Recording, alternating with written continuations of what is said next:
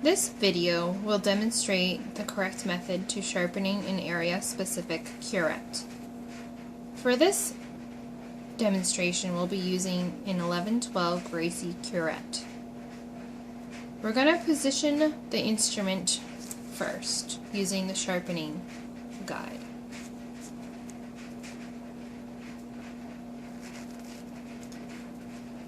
We're going to align the instrument face with a dotted line on the sharpening guide. This will position the working end so the face is parallel to the countertop. So we want to secure the instrument with our thumb and turn it so that it's parallel, just like so.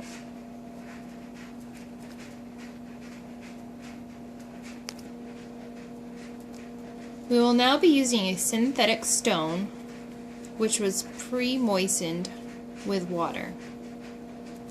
Remember to hold the stone on the edges so not to get in the way of the sharpening. We're going to line the stone up with the sharpening guide.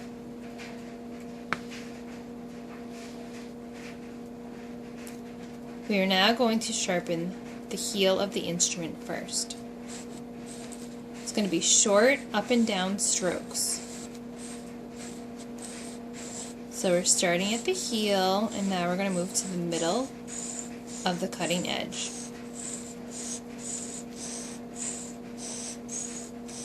And now onto the toe of the instrument, ending on a down stroke.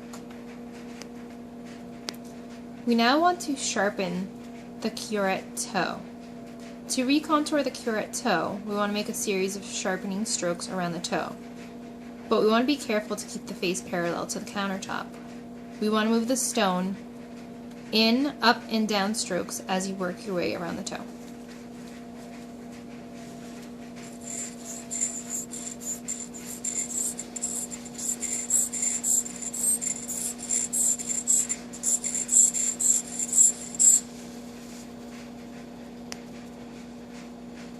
We now want to recontour the back.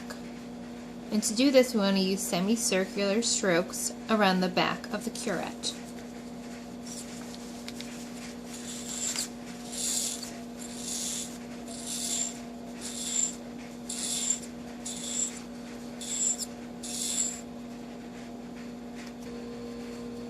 I have now turned the 1112 instrument to the other side. And remember that area-specific curettes only have one cutting edge. So now I had to flip the instrument over to get the other cutting edge, and now we're going to be using the sharpening guide left. So we're going to grasp the instrument in our right hand, and we want to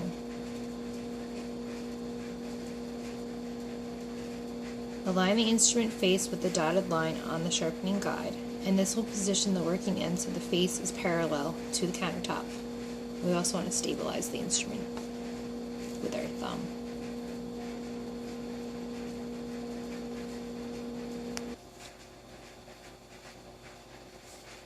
We now want to line the stone up with the sharpening guide. And we want to start with the heel of the instrument, using short up and down strokes.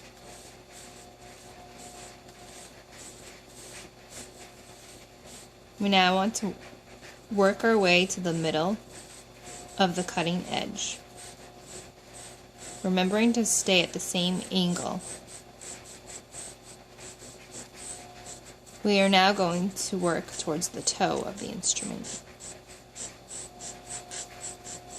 Short up and down strokes, and we want to end in a downward stroke. We now want to test how sharp the instrument is using the test stick.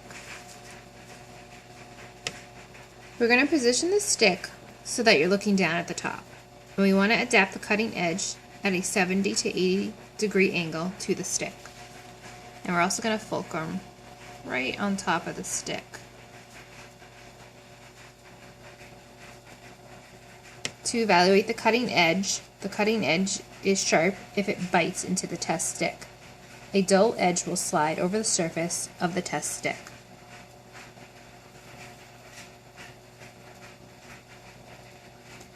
This instrument is sharp.